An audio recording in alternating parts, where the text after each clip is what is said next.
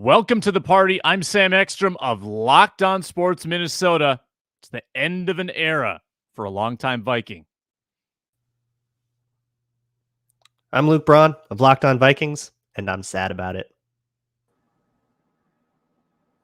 I'm Arif Hasan of Pro Football Network. I don't have much. I'm also very sad about it.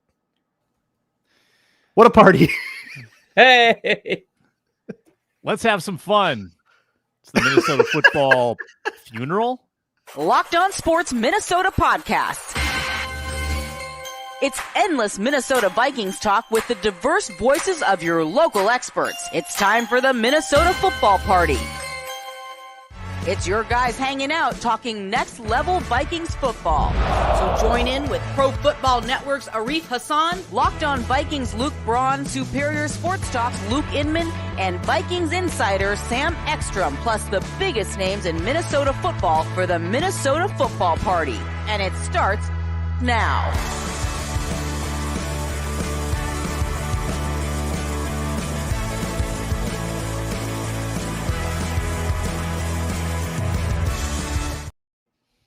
Welcome in. It's the Minnesota football party on a snowy Monday in the Twin Cities. I'm Sam Ekstrom, joined today by Arif Hasan, Pro Football Network at Arif Hasan NFL. You can tweet at him there, or Luke Braun, the Locked On Vikings host at Luke Braun NFL. And we are jumping right into Eric Kendricks' reaction released this morning after I tell you that today's show is brought to you by FanDuel.com.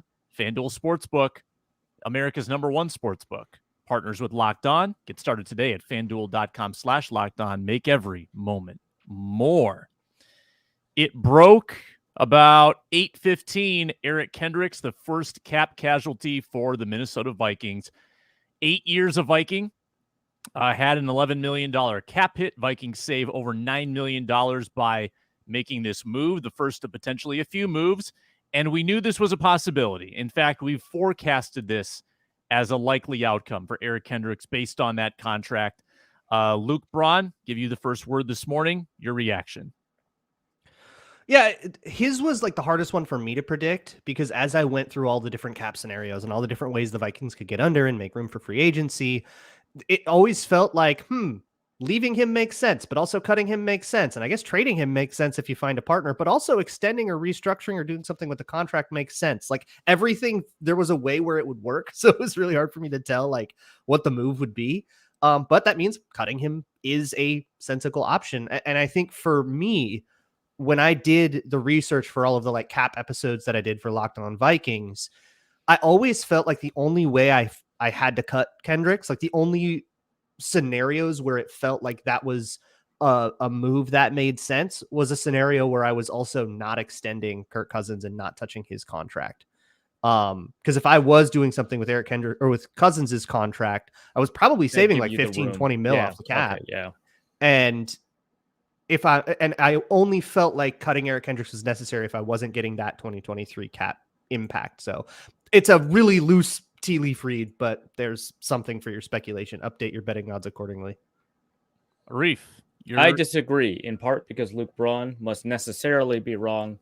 But also, it is not lost on me that this occurred after the combine. The reason for that could be anything. It could be because they saw some mid-round linebackers that they really like. It could be because, more likely, they had conversations with agents that may have opened up some possibilities as soon as we hit free agency. And it may be the case that they could still restructure Kirk Cousins, but they want to make room for somebody else, not Eric Kendricks, which I would hate. I love Eric Kendricks. I thought the primary issue last year, he lost his fastball. The primary issue to me last year was coaching. Sounds like they found a way to fix that. So it is a little bit upsetting. Maybe they even bring him back at a different number and cutting him was the best option in order to do that. I kind of doubt it. We'd probably get reporting on that if that was the case, but it is, But it is possible that they had discussions with Eric Kendricks about restructuring this contract, or Eric Kendricks' agent about restructuring his contract at the combine. I think all of those things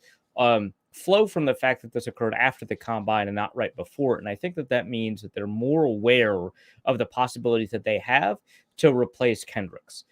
So that to me is not necessarily a strong signal of anything like that, but it should encourage us to open up the possibility that it is not because they were forced into it, but because they had a wider range of options available to them than they didn't, right? And so we can have a discussion about free agent linebacker, Sam. I'm sure you want to entertain that, but I think that plays a role here. So they could still extend Kirk Cousins. I honestly still expect them to. Do I think it's a good idea? Not really, but last year I didn't think it was a good idea, and they went 13-4 or whatever, right? So who knows?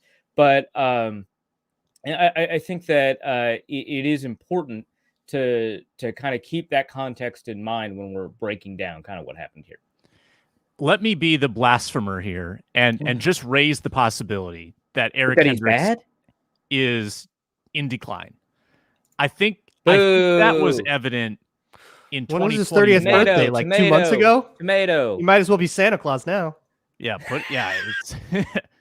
it's gray beard, put him in a nursing home. I think that the writing was on the wall in 2021. Oh, he turned 31 last week. I think in the Zimmer scheme 31, that's final not year, bad. I think he began to show signs of decline in his inability to catch running backs, like wrap guys up. Pass defense was in mild decline that year, and then in major decline last year. That could be scheme. That's probably a big part of it. I don't even think it's scheme. To me, I think it's coaching. I think it's technical. I think it's what they were asking him to read. Yeah. Because I've never seen the best way to be a step late is to leave a step late. Yeah. I've never seen him slow off the trigger until last year. Even his rookie year, he was quick to react off the snap. I think they were and all speculation, the Vikings know more than either of us do, right? They brought in a new coaching staff, right? And that new coaching staff 100% had input on this decision, right? So I could be wrong, but it is tough for me, and maybe I'm just holding on. Maybe it's nostalgia. Maybe it's classic Arif sentimentality. But maybe it is all of that. But to me, the issue was not that he had lost it. Yeah, he lost a step, but a lot of really great linebackers have lost. I mean, Bobby Wagner's out here playing like one of the top 5 linebackers in the NFL. He's lost a step. To me, the issue was coaching. But hey, the evidence suggests it's not. The evidence suggests that you're right, Sam. I just can't swallow. Yeah, I think it's a smart move too, and it fits my suggestion of tearing down the back end and middle of the defense and keeping the trenches strong. I think that's a legitimate way to approach this offseason as they try to remake the defense. I think this was an easy $9 million cut. I do question now what happens with Hicks, because Asamoah is the clear succession plan for one guy. Okay, now are you going to go Asamoah and a rookie? You go Asamoah and maybe a low-price veteran. We'll talk about that as maybe we free. And you can throw it in now if you have a name that you'd like to nominate for the Nick Vigil role, if you will, the honorary Nick Vigil cheap linebacker signing. But I think linebacker is a place where you're not going to overinvest if you're like a forward-thinking organization, like especially inside linebacker. So for what Kendricks meant to the organization is great, and I think that this was also the correct move by this regime. I am curious though about the Jordan Hicks thing. Like, is that now someone who takes a pay cut to stay and remains part of the mix with Asamoah, or do they just do a complete reset? Your thoughts on that, Braun? So where I'm at, if you cut Kendricks, I always kind of thought you would kind of cut Hicks, whether or not you cut Hendricks. And it's because if you have Asamoah and starter to be named, I think you can get starter to be named at a price that still makes that doesn't overcome the savings from cutting those two guys. So your linebacker room can get cheaper while still ostensibly not losing quality, assuming you don't get a bad free agent, which I would assume is not the goal. I mean, it might be the goal, right? It might be okay. So Kendricks is not can go get a starter, is what you don't have to Nick Vigil. Yeah. You can go get. I just saw Devin White might be cut. There's some weird stuff. Oh, the linebacker class is stacked in free agency. It's remarkable in free agency. I will say that. But my point, Luke, was more that Kendricks was not great value for money in terms of what he was providing. Hicks certainly not great value for money, even though his cap hit is relatively minuscule. I think this year it's 6.5, so it's not like nothing. But it could be, yeah, this is an inefficient play in terms of money for value from what we're getting from the position, but the position is bad money, right? And so it could just be, we're just going to go cheap, and if he's bad, we'll live with that. It could be that, right? It might not be. Yeah, it might not be, we'll get a small downgrade or even a small upgrade at the starting position for a lot less money. It could just be, for a lot less money, we're just going to not care about the position, Ram style, right? So, sure. But it's not that inefficient, because those two guys don't carry that much dead cap. Like, I think you can find a way to still get acceptable play at the position. No, what I'm saying is paying them is efficient. Cutting them is efficient. And then yes, I did. Yeah, okay. Yeah. And so it could just be that the most efficient move might be to get a bad starter, because that money is going to be more valuable elsewhere. That is the pushback that I'm providing. It could just be that they're getting a better starter for a lot less money. That's great. That's always the best of all worlds. Anyway, I think that part of it is motivated by how excellent this free agency class at linebacker is. And the middle of, I think people have overstated the case that the draft class at linebacker is bad. The top is very bad, in that you don't have a top. But the middle is pretty good. Right. Owen Papo, that's Luke Inman's guy and is now my guy. I've also got my Nick Vigil. This is my budget Nick Vigil. Corey Littleton. One of the best linebackers in football, kind of around the same time Kendricks was. 2018, 2019, look at his time with the Rams. Unbelievable. Coverage, tackling, one of the best in the league. He goes to Vegas, signs a big contract in Vegas. Awful.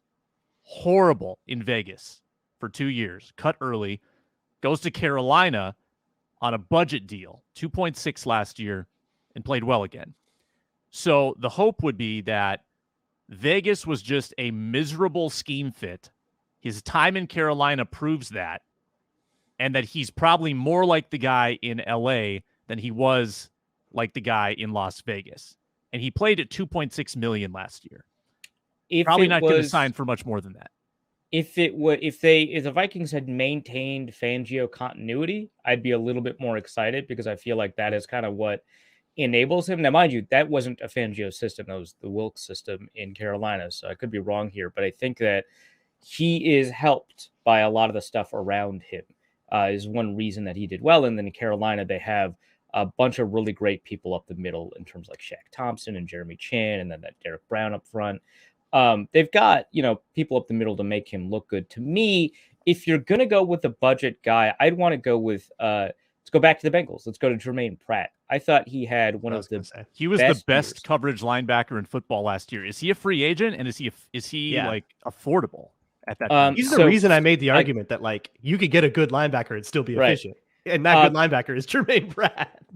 So the class at linebacker free agency, and remember, these people have to actually hit free agency. They could sign deals with their former teams, is so strong that these guys in kind of the third or fourth tier, and I don't know even if you should be there, are not getting high projections. And again, all of our projections come from third parties. They could be wrong, but right now PFF and Brad Spielberger projects them to get $8.25 million a year.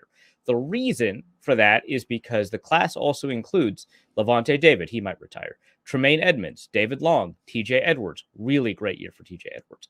Leighton Vander Esch. Who knows? Somebody might want to get that upside. Bobby Okereke, right? Drew Tranquil. Like, this is Alex Singleton. This is a phenomenal class. And so it could help push down people like Jermaine Pratt. We also know that he's probably not going to be re-signed, because after the AFC Conference Championship game, when he was yelling at, I'm blanking on the young person who hurt himself tackling Patrick Mahomes. He was yelling at him, right? He was yelling at him, and he said, "This is my last chance here," or something like that. It sounded like he did not think he was coming back. So I'm pretty confident he's hitting free agency. He had a remarkable year. Mind you, it's 1 year. The years before that, he was not playing all that well, which could be why he's below someone like a TJ Edwards, who, again, he also had a bit of an outlier year, but he had at least played well in the 2 years prior. Right? Or Leighton Vander Esch has had another year of really high-level play in his history, even if it wasn't last year. So That might be why someone like Pratt, who played outstanding football last year, might actually be available under 10 million. Interesting. I've got some blind linebacker resumes to show you as we evaluate Eric Kendricks' legacy in Minnesota. Also, I want these guys' combine takes, and we can continue talking about free agency moves for the Vikings and play a little bit of Who Caves, a game that's sweeping the nation, where I ask these guys who caves and takes a pay cut. Wasn't Eric Kendricks. That's all coming up on the Minnesota Football Party. But first, let me tell you about FanDuel. NHL, NBA, NCAA basketball. It's all coming down the stretch. Sign up today. Get a no-sweat first bet up to $1,000 back in bonus bets. If your first bet doesn't win, download the FanDuel Sportsbook app.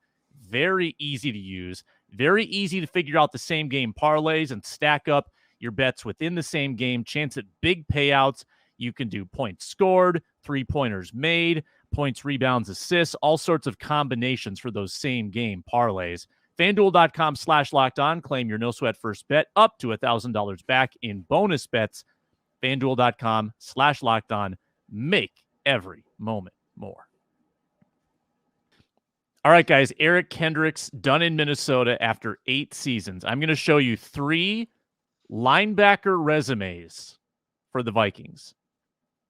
Tell me who gets in the Ring of Honor. What? Oh, no, never mind. Tell me who gets in the Ring of Honor first. A, B, or C. Now, for those listening, I'm going to read off these stats. So, blind resume A, 156 games, 1,103 tackles, 18 sacks, 8 forced fumbles, 11 picks. Resume number 2, 125 games, 761 tackles, 15 and a half sacks, 13 forced fumbles, 5 picks. And then resume 3, 117 games, 919 tackles, 15 sacks, 4 forced fumbles, 9 picks. Do you guys want to guess who these belong to? Before we do that, I just want to say, for people who can't watch, it's a very pleasant image blocking out the faces of the linebackers here. It's like the Windows XP screen. Yeah. Generic. It's very serene template. and tranquil. Yeah. A single cumulus cloud hovering over the rolling hills. I am not super great with historical stats, so I am going to be hilariously wrong here, but I'm guessing A is Chad Greenway, C is Eric Kendricks. That int number seems wrong, but maybe I'm wrong. And B is, I don't know, Anthony Barr? No, he has more sacks than that, maybe. I don't know. Those are my guesses. I think A is somebody older. Oh, man. We're going to get a weird linebacker thing. Is one of these guys, is A Matt Blair? Matt Blair? Yeah, okay. I think Matt Blair is in the Ring of Honor, isn't he? Like, if this is kind of based around who gets honored. Yeah, he is. Yeah. I thought Matt Blair was already in. Matt Blair is not on this list. No. Okay. Well, maybe somebody like Purple People Eater's old, but 156 games, that would have to be like 10 Roy Winston. Yeah. Well, I'm locking in my awful guesses, so there you go. I'm gonna guess A is. I'll throw out Roy Winston, but it might be one of the other guys, the Lonnie Warwick or Hilgenberg. Is one of them Jack Del Rio? Jack Del Rio played for like 4 seasons. Yeah, but that would be funny. That would be hilarious. I think I agree with Arif. I think C is Kendricks. And I also think he has that's the best efficiency, right? Doing the division that's tackles per game, sacks per game. Look at that. And B is a harder one. Oh, you know what? No. A is Scott Studwell. That's got to be what it is. Stud Scottwell. Yeah. And then I'll say B is one of the older guys. And I'll say that's Wally Hilgenberg. Is he not honored as well? Man, that Ring of Honor might be small. Luke, I don't know who's in the Ring of Honor. Sure. Luke has named a lot of guys that would have never crossed my mind. Arif, you got 2 of them right. Now, oh no, I went too hipster. You guys. So Luke, you this is kind of the history too well. here. There's a linebacker that no one talks enough about, who was like a legacy Viking, played his entire career for basically a decade in Minnesota. Big reveal. Chad E.J. Henderson. E.J. Henderson. Okay, E.J. Henderson did cross my mind, but I didn't think he had played enough games. Okay. More games than Kendricks. Yeah, wow. That is genuinely surprising to me. For the sake of my bona fides, E.J. Henderson does get a feature in the history doc when it's his time. I loved E.J. Henderson. E.J. Henderson may have helped make Eric Sugarman's career, by the way. Yeah. With the return from the broken leg. Yeah. It's the Henderson protocol. I mean, it's famous. Yeah. So it's his fault. It did swell up a year after that. I will say that. Yeah, great. And I'm not sure. I think the career might have been cut a little short because of that. Not saying that's guaranteed, but he definitely ended that thing pretty early after coming back. But I see. I'm not convinced that Kendrick's resume is supremely better than Henderson. I think Greenway, of these 3 linebackers who are not in the Ring of Honor, I think Greenway probably gets honored first. But should he? Is that the correct move? Yeah, I think it's the correct. I'm the Greenway hater. I think it's the correct move. Okay. So one thing that's really important to note here is that all 3 of these guys were remarkable locker room leaders. One thing I was gonna say before I saw these guys is that like maybe we should also include years as captain, but that's not a tiebreaker here. These were all really phenomenal leaders. I guess if I were to rank them, I'd say probably Greenway, Henderson, and Kendricks, but that seems like a disservice to Kendricks, who did, I think, a lot in the locker room. But no, I mean, Greenway was a really phenomenal linebacker for a while. My issue is primarily about, the Vikings sticking with him for a little bit too long as it became clear he didn't have the horses. What's great about this is that, like, this misses out his rookie year, right? Because he missed the entire year due to injury. But his impact in Minnesota as a high-level coverage linebacker, along with being a very, very good run defender. I think he's known more for the first than the second, but he's a very high-level coverage linebacker. I think really carried that Vikings defense through some pretty tough times. And I thought like bringing along players like Lieber, for example, it was huge. So to me, Greenway goes in first. He had a longer time with the organization. His highs were very high. I don't think he was as good at his peak as Kendricks was at his peak, but I think that his time in the organization definitely deserves some consideration. Kendricks probably a shorter, more intense, highest of ends peak. Yes. EJ Henderson probably never had a peak like either of them, but I thought was just super steady. His year back from injury was astounding. So I will say that, but you're right. Yeah, it's tough. Braun, you're the historian. Yeah, what's going on? Who do you want to see? Who do you want to see in the Ring of Honor first? I think Chad Greenway's easy. And I think Eric Kendricks will be as well. EJ Henderson's the hardest one just because that peak was so much shorter, and because I feel like when we think of EJ Henderson, I think more about a what could have been than I think about like a legacy. Played more games than Kendricks. Yeah, that is true. Absolutely. I mean, look, Henderson I has love the remained Vikings. with the Put them all in the Ring of Honor. Yeah, Why not? I think all of them should go in. Henderson has remained with the organization and has played a role in the Vikings community efforts and in the player development. Then yeah. So then that it's easy. Yeah. that deserves some. Yeah. That absolutely affects this. Yeah. For reference, Anthony Barr, and I'll flash the graphic again so people can compare. Anthony Barr, former first-round pick, he was 8 years, 98 games, 17 and a half sacks, 495 tackles, 8 forced fumbles, 5 picks. So lower in most categories, probably doesn't have a case over any of them, I would say. That's why I left him off, because I didn't think it was really a conversation, but just wanted to throw that in there too. All right.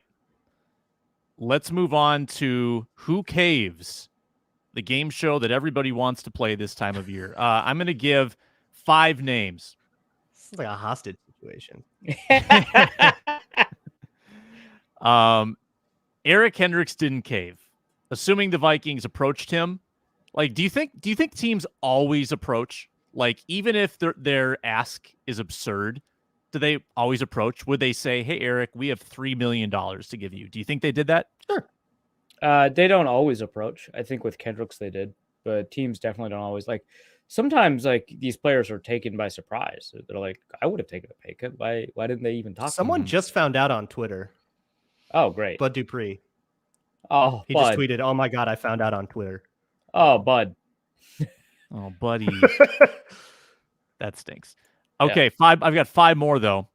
Tell me who caves, who takes the pay cut, who declines, who plays hardball. We'll start with the other linebacker, Jordan Hicks, assuming he's approached. I think he can do better on the open market. I don't think he should take a pay cut. Yeah, I think I think he could. I think that the reason that he won't is because he doesn't like. A lot of players just don't like the uncertainty, and he's already been with a couple of crowded markets, I guess. Yeah, and it's a crowded market, so I think he caves. I kind of think he does too. I think he caves. I think he takes between $3 and $4 million, and that would be, I think, the equivalent of your Nick Vigil or your Corey Littleton.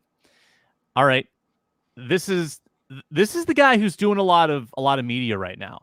Adam Thielen's getting the message out that I think he wants a big role. He seems to not be in the caving group, but when push comes to shove, will he cave? Adam Thielen. I did a bunch of stuff on Locked On Vikings about why it makes sense for him to. So I will say yes, although obviously he might just want to take his chances on the open market. It kind of depends on, does he think he can do better than like 8 or 9 million on the open market at his age?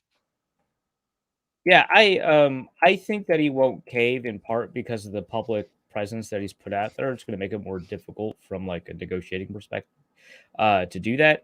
I also don't think the Vikings are remarkably interested in bringing him back. And I think that kind of the PR push has been kind of part of that as well. And so it would be difficult, I think, for that to just kind of the circumstances for that to happen. And I think that he'll have a market out there. It is not a great receiver class. Jacoby Myers is like the top receiver on the market. And so he'll be able to find somewhere to go. The NFL is devaluing running backs, putting more receivers on the field, etc. We've all heard that story. I think that'll help Thielen grab a 2-3 year contract.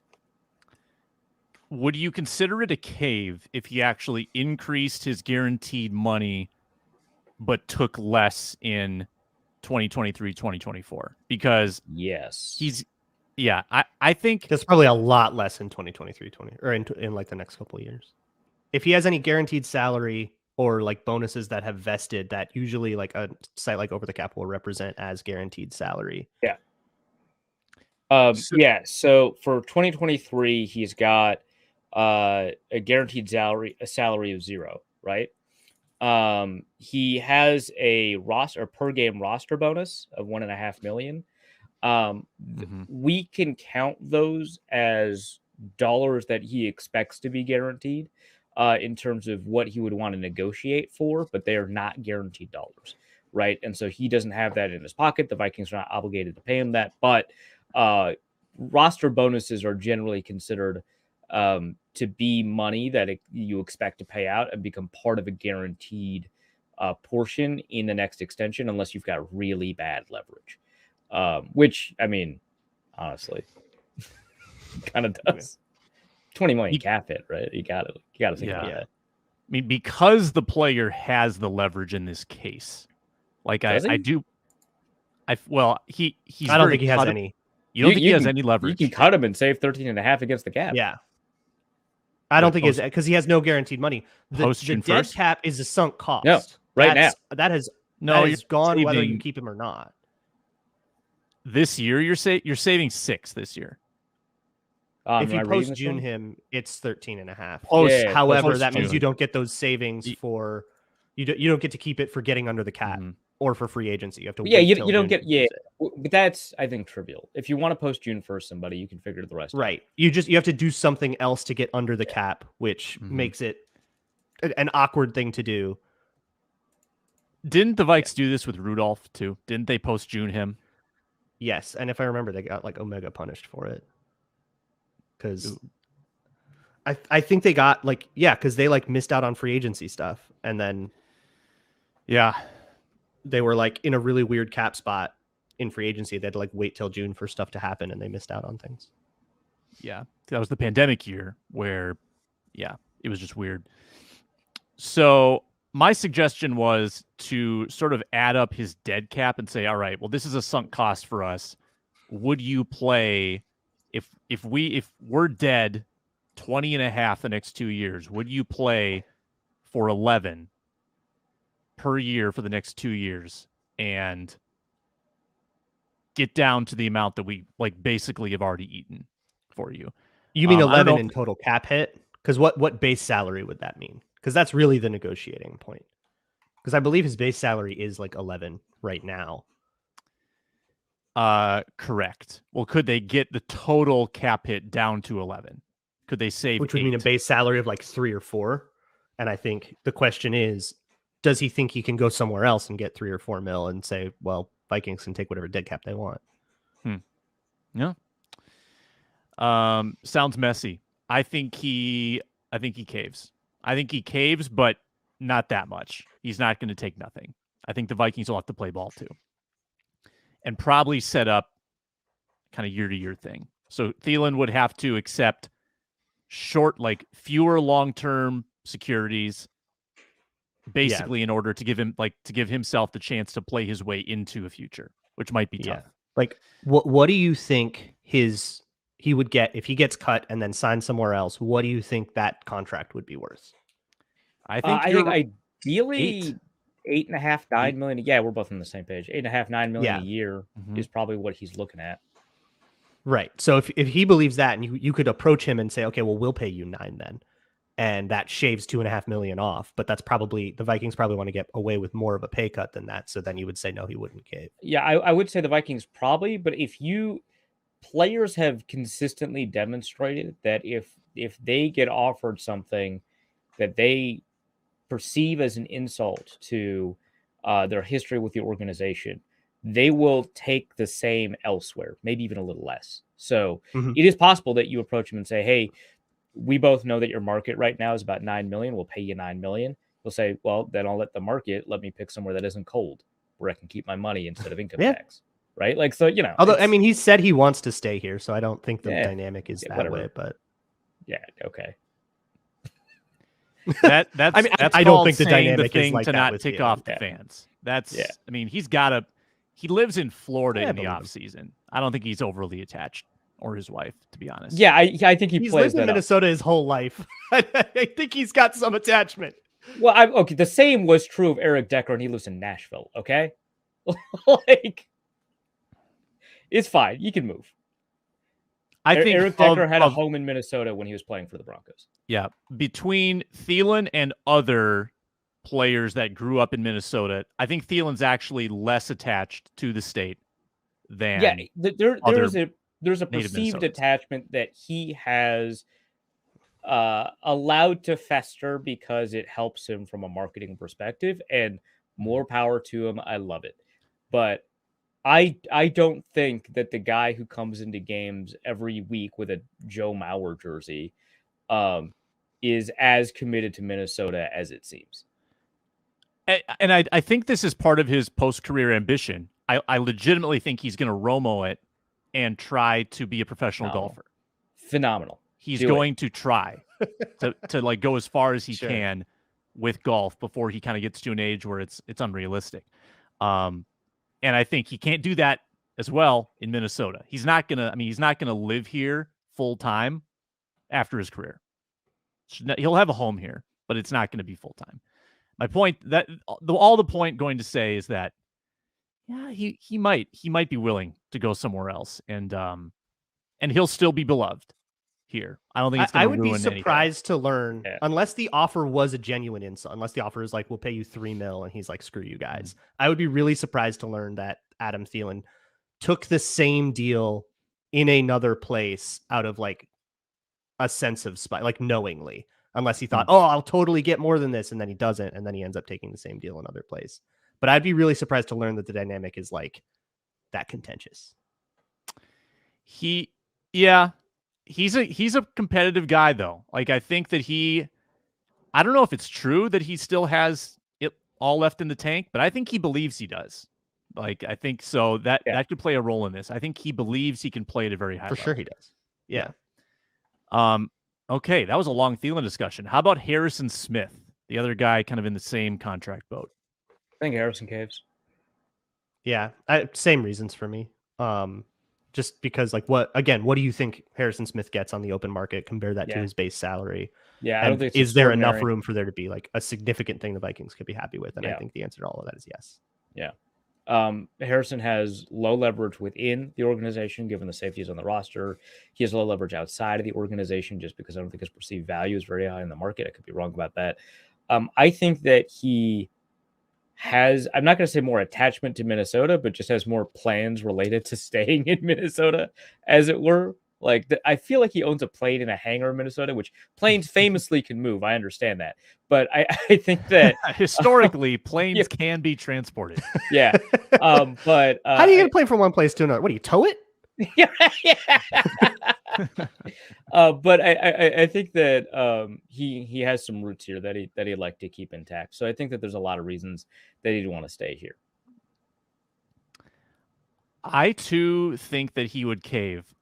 I am also somewhat thinking the Vikings aren't like attached to him that strongly, and I don't think they're really attached to any of the old guys, to be honest with you. So I don't know how good that offer is going to be, but we will find out. I put CJ Ham on this list because he's now the 4th longest tenured Viking. My dream of him being the longest tenured Viking is getting more realistic by the day. CJ Ham, will he take a pay cut if asked? Yeah, what's he going to do about it? Bit. Yeah, I did. But also, like, what's he going to do about it? What pay cut are we offering him? They saved $3 million by what he's going to offer him a pay cut of like $1.5 million. That feels like what's the point? I don't know. I've seen this team nickel and dime before to clear up $1 million. Yeah, like, didn't they restructure Jordan not at the Berry? cost of like politics with one of your like team leaders though, right? Team leaders. His real captain. leadership would be taking less money. The captain. Oh boy. Yeah, he's a captain, but like, as voted by the players. Okay, but is there really going to be discord in the locker room if he's gone? No, that's not what I'm. No. But I think if you piss him asking off, a team captain to make a pay cut is a very normal move in the NFL. but Is not CJ Ham going to ruffle feathers in the locker room if he takes a pay cut? No. Is CJ Ham going to make money elsewhere at all if he takes no money here? Like if he just says, screw you guys. Like something above vet min, but that's about it. Like CJ Ham competes with a rookie fullback and loses somewhere else. That's what happens. I mean, that's possible, but I mean, he's probably better than a rookie fullback. Probably, but he's also older, More expensive. Older. Yeah, I get that. No, I don't think you're going to ruffle feathers by asking him to take a pay cut. So basically, we think a lot of guys cave. Like, we think a lot of guys are going to cave. Are we being naive? Are we being naive probably. that, yeah. But I mean, I think it's hard to build a case for a lot of these guys, which is why you pick them. Right. I also wrote down za'darius Smith ? They wouldn't ask him to take less, would they? At that contract? 17? I don't think he would. Yeah, no, I think don't he hits know. the market, he could beat it. Yeah. Mm-hmm. I think that you just kind of have to eat that one. In which case, if we add him to the list, the Vikings cave, not za'darius. And I think when it comes to this, and when it comes to this kind of question, like I prefer less to think about the personal dynamics and more to think about like, well, does it make sense to? Because ultimately, the highest incentive here is going to be, well, can I make more money by taking this deal, or can I make more money by testing the market. That's going to be the thing that motivates players the most. And I think answering that question is a little bit more, it's going to be easier for somebody like me on the outside too. Cause like, I don't know what Adam Thielen's mood is. I don't know what CJ Ham's mood is. I've never met these guys. So that's always going to be the way that I like prefer to think about it. And there's a little bit more objectivity to that of like, well, will he be motivated to cave? And then if he does or doesn't, or what he thinks of himself is, kind of anybody's guess. But then when it comes to stuff like, CJ Ham, like, I don't know, he is making like $3 million base salary. Can he do better than that on the open market? That becomes the crux of the question. Yeah. Combine hot takes after I tell you that Built Bar is a delicious, nutritious snack that you can get in so many different ways. They're available now in Walmart and Sam's Club, the pharmacy section. Go get yourself a box of cookies and cream, double chocolate or coconut puff Built Bars, 4-bar box, 13-bar box, available in store. The macros are fantastic. 4 grams of sugar, 17 grams of protein. Those are some nice numbers right there. It's healthy, it's tasty, it's 100% real chocolate, great flavors. It's Built Bar. Go get some today. Combine is done. Arif, back from Indy. Welcome back, by the way. Hope your trip was pleasant. Hope you got some steak. Hope you networked. Who is the most famous person that you talked to? Journalist or agent or otherwise? Tell us your sources. Tell us your sources. I don't know. I mean, I had discussions with a ton of people. Obviously, the draft Twitter mainstays: Chuck, Justice, Nate Tice. Do we count him as famous? I think we do. But I don't know. Like, there's besides the players there, besides like the combine prospects. God, I don't know. It's difficult because you stop paying attention to that because it's everybody all at once. So it's like you talk to Ian Rappaport for half a second, then you talk to Kevin O'Connell for half a second, then you like it's just, I don't know. There's a ton of people where it's very easy. I mean, it wasn't Andy. There's another head coach, Mike McDaniel. Talk to Mike McDaniel for like a minute. Did you just mistake Andy Reid for Mike McDaniel? Well, I was just trying to. Who would you start to say Andy Reid? Yeah. Because the problem was I was having a conversation with Mike McDaniel and Chuck is very well known for his conversations with Andy Reid, right? And so I was associating with Chuck, right? So, Charles McDonald, who writes for Yahoo Football, if people aren't familiar. I'd like to talk briefly to like Charles Robinson over at Yahoo, speaking of. But yeah, I don't know, like there's a lot of famous people at the combine. It becomes very easy to be starstruck at like the first day. And then after that, I had a discussion. I ended up in the New York Times, the back of my head mostly. But I was talking to Thomas Dimitrov of Sumer Sports Analytics, right? So I had a ton of discussions with well-known people you asked me that question. Now it feels like I'm bragging. Yeah. You just name dropped 8-9 different people, but that's okay. That's what we asked you to do. Also, the layperson may not know who a lot of those people are, and that's okay. I totally was football world. Yeah. What's a hot take? What's a hot take you have, Arif, coming away from your time there? A lot of these GMs still don't know what they're doing. I don't know. Yes. Say more about that.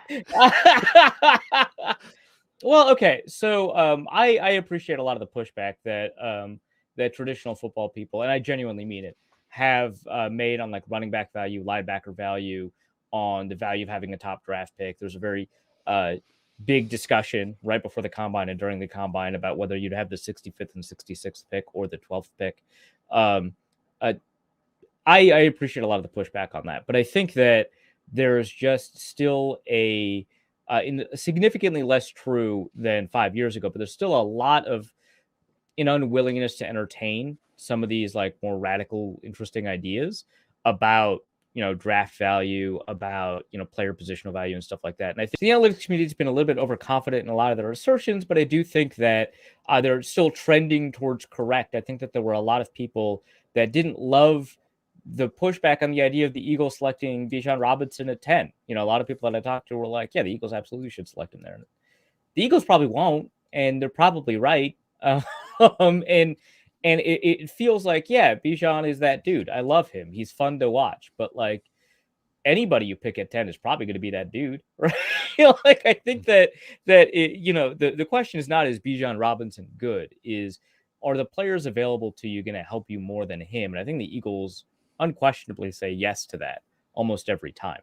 And so there's still a lot of general managers out there and a lot of scouts out there that are like, man, the NFL is wrong if Bijan doesn't go in the top 10. And it's like, no, they're not. He rules. I love him, but they're not wrong, right? Like it's just kind of the idea that you can find a guy that can produce on a second contract kind of as well as Christian McCaffrey is kind of dead. And McCaffrey did not even produce for a lot of his first contract, right? So I don't know, man. I still think that general managers are focusing on the wrong things sometimes. I think that, the build concerns about Bryce Young are fair. I think that, the focus on upside of Anthony Richardson is a little bit too much, but I think primarily it's about kind of like, yeah, I love this like coverage linebacker, but can he stuff the run? He's only average against the run. He's great against the pass, and he's average against the run. It's like, that's good. That's what you want. Mm-hmm. What are you doing? Right. So I think that that's a lot of it. Plus there's still GMs that are just like, the combine doesn't really tell us anything new. And it's like that's just not true. So, and they mean the workouts, right? The medical stuff is still, in the interviews they value, but like, this guy ran a 4.3 and he didn't look fast on film. I feel like that's a coaching issue. Then I feel like you should trust your coaches to maybe, if you don't trust your coaches to work with that, get new coaches. Right. So, those are the kinds of things that I guess I would say is a hot take. A lot of GMs still do know what they're doing, but like some of these guys I feel like are kind of stuck. There was a great example of that with all the wide receivers running slow, but in particular, unless there was something with like the track or something, because they all ran slow. And I feel like Quentin Johnston actually may have thought there was, because he delayed his pro day after he delayed his 42 his pro day after all the other receivers ran. But I think of like Jalen correcting for last year. They made the track slow because last year's track was too fast. It was all the track. Yeah. But like Jalen Hyatt, whose entire game is go balls, running a 4.41 is like kind of not enough for what he's supposed to. Like he's supposed to be a 4.3 speed guy, and that's supposed to be the point of him. And now that he's a 4.41 guy, that's still really good speed, but it does change the way that his game in particular is. And like with the combine, I think the idea of like, oh, these workouts don't matter. To me, that sounds like somebody who's compositing them all into like one score and then seeing that the correlation is loose because each guy is so different. Like you should use the combine to answer particular questions about a guy. Like for me, with Quentin Johnston, explosion was a huge concern. He did well in the jumps. Okay, now I have to like modify how I think about that. And when he runs his 40 and stuff, you get a 10 split, you get an explosion score. How explosive is he athletically? Okay, we can modify that. And then you can say, well, he's explosive athletically, but we didn't see it on tape, and kind of go through the same thought process Arif said. Yeah, but I think when you say like, this doesn't matter, then to me, I hear you don't know how to read it. Yeah. And to me, the guys that basically say the combine is just there for confirmation, it's like, that doesn't even make sense. Right. We just want to see the deep threat run fast and then we're good. And it's like, okay, if he doesn't run fast, does that tell you anything? I feel like that's information. Maybe he's still a deep threat. Maybe he's still fast on the field. Maybe that's all fine, but you have to answer that question that provides you a new piece of information that'll allow you to approach that. Maybe you can ask some questions about how he trains, how he prioritizes. Maybe you can ask some questions about kind of the ways that he gets open deep that'll allow you to utilize him more effectively if you decide to draft him, right? This guy that we didn't think was fast ran really fast. Well, for some people, that's like, well, you just got to go back to the tape. And yeah, sure, you have to go back to the tape, but you should ask some questions about why it is the case that your perception was off here. Maybe he wasn't fast on film. Maybe, the chips that they now have for a lot of these college football teams tell you that he never cracked 21.5 miles per hour, so he should be running a 4.3. But maybe he wasn't coached to run fast, right? And by that, I don't mean the coaches told him to run slow, but that they didn't utilize his or speed. Maybe that they did, because that's what the routes were. Right. Yeah, exactly. So the combine will allow you to answer some questions, like you said. And every time something runs counter to your expectation, you should use that as an opportunity as opposed to a reason to dispense of the information that you've received. Sometimes that information won't matter, but you won't know that until you investigate. And so I think the combine offers opportunities to investigate. It also allows you to recalibrate a little bit. So the example that I want to use is the discussion we've been having about Anthony Richardson after he had tested out of the water, right? Tested like the best quarterback to ever test. Importantly, Lamar Jackson did not test. Everyone was like, well, we knew he was an elite athlete. If you already liked him before the combine, you should like him after the combine. And it's like, yeah, some element of how you evaluated him should be part and parcel to how you evaluate him going forward. But the difference to me is if you have a deep threat that at 180 pounds runs a 4.35, that's good. That's great. You're where you're at. You don't want to double count that. If you have a deep threat that at 195 pounds runs a 4.27, move that dude up. You knew he was a deep threat. You knew he was hard to catch. You knew he was big, but move that dude up because that's rare. That is so rare that is almost one of one territory. And it's a game of margins. There's a difference between being able to beat most guys most of the time and beating every guy all of the time. And you want that second guy. And that second guy is worth a lot. So there is something to putting in a rare combine performance in a way that matches your overall expectations, but still exceeds the rest of the group by a substantial margin. That's really well stated. And this is a conversation, by the way, when kwesi-adofo-mensah comes up to the podium and starts talking about Bayesian analysis. That is exactly what we're doing right now. Yes. Where we take our priors, which is our prior was Anthony Richardson is a very, very good athlete. Now we are updating that with new information that tells us, oh, no, he is a, dare I use the G word, generational athlete, which I think, yes, because he got a 10 athlete, RAS. yes. Yeah, athlete generational, athlete, right? Yeah. Like, yes. I'm talking like relative athletic score. And so, yes, does that change does it change it enough for you to say, if this guy was QB3 on my board, does that mean I like him better than CJ Stroud or Bryce Young now? Different question. But it should make you reevaluate. It should make you ask that question again. And then do you still have CJ Stroud above Anthony Richardson? Yes or no? And that just depends on how much you value the change in your perception of his athleticism, but you should change your perception of his athleticism. I think my overarching takeaway from the combine is that Vikings fans who got invested in certain guys before the combine may have to come up with some new draft crushes, because a lot of the guys that fans might have entertained or talked themselves into before the combine, I don't think you're going to be available anymore. I think if you thought that Smith and Jigbo was going to drop, he's not. Kalijah Cansey was a big name that a lot of people thought made sense at 23. I don't think he's dropping that far now. Joey Porter Jr. is not going to drop that far. Deonte Banks. There you go. I like that was guy. Like late first round. He might not drop that far.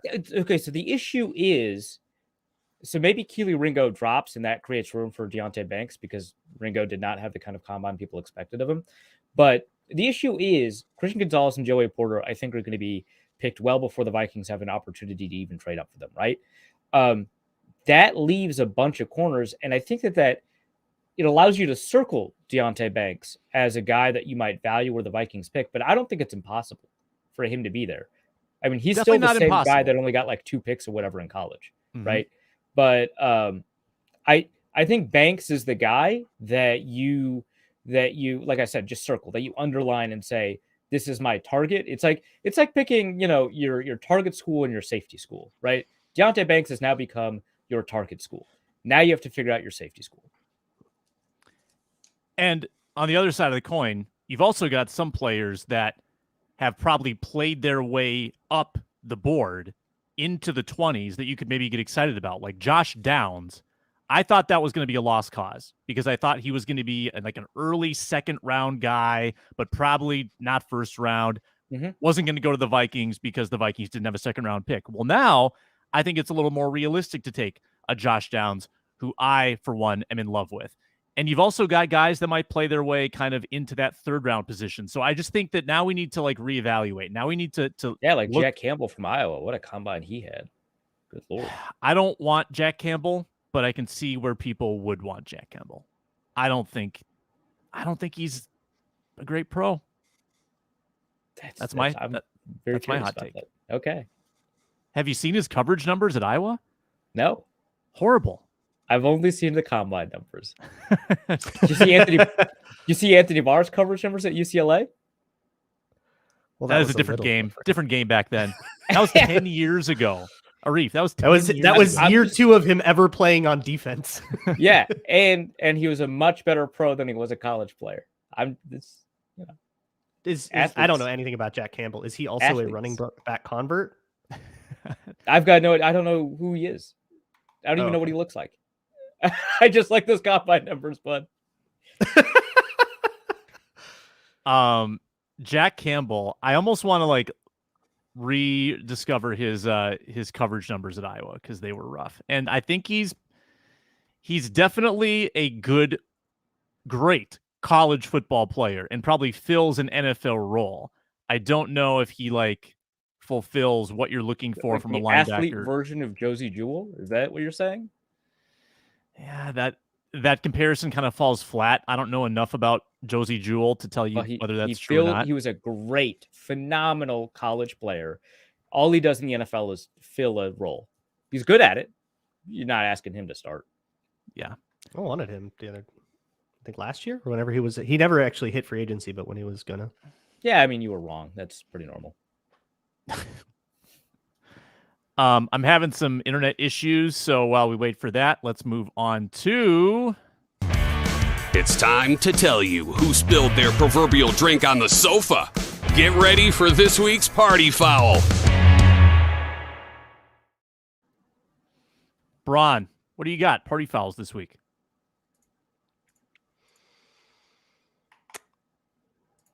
There was a player with the Orlando Guardians.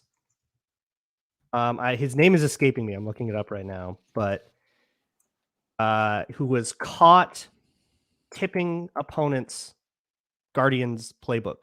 The quarterback. All of this. It was the quarterback who has now there's like an investigation and some of the stuff is murky about it.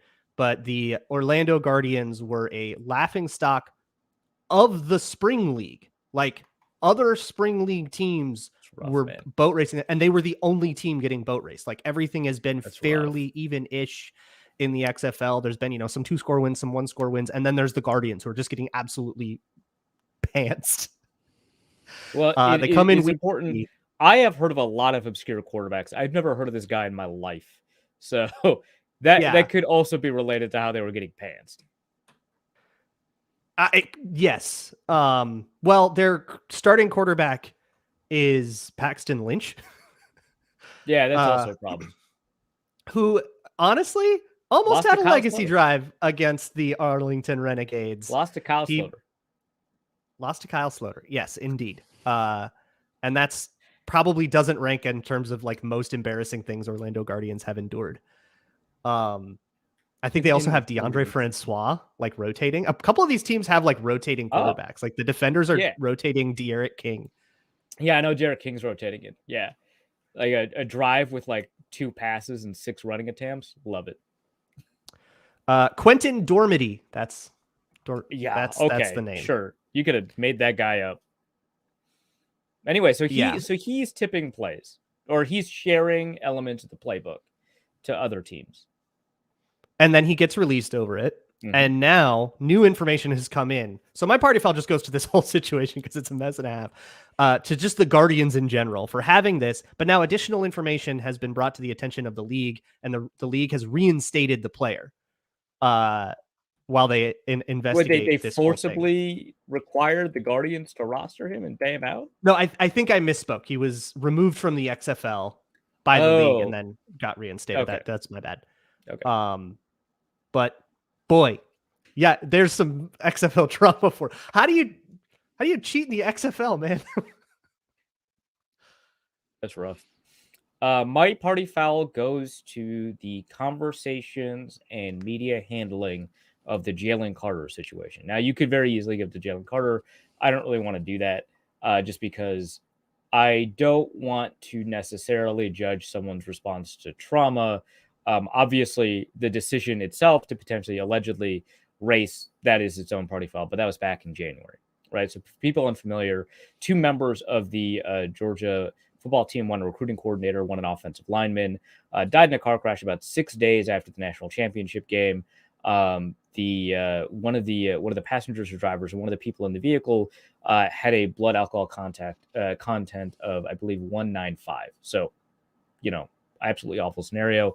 The police later identified 2 cars belonging to other Georgia football players. One of them, Jalen Carter, who is driving the same car that appeared in an advertisement that he did for an Ohio luxury car dealership. So, it's probably him.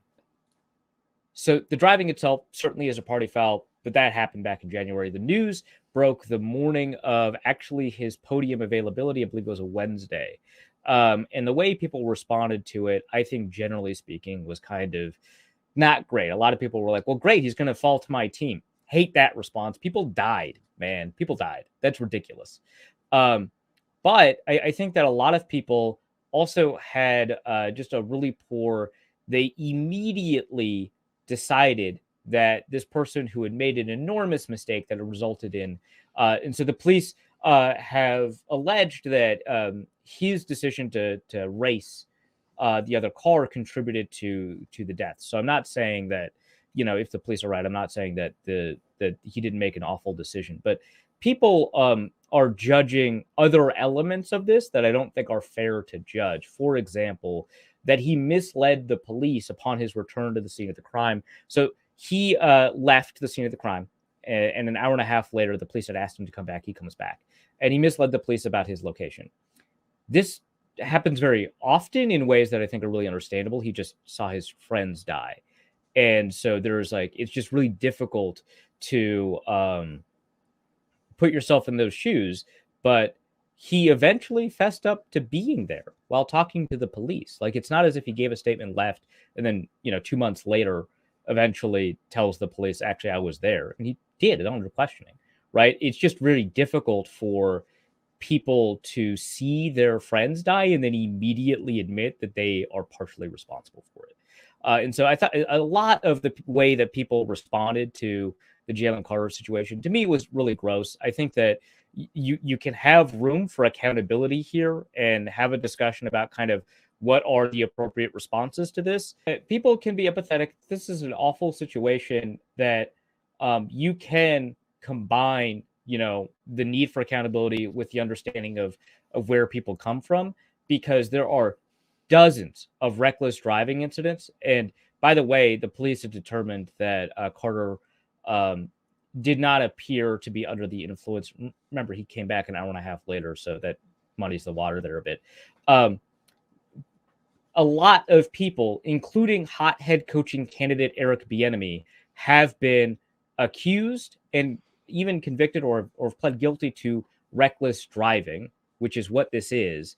But the unfortunate circumstances at this time, it led to something, whereas in other times, the same decision-making process does not lead to something.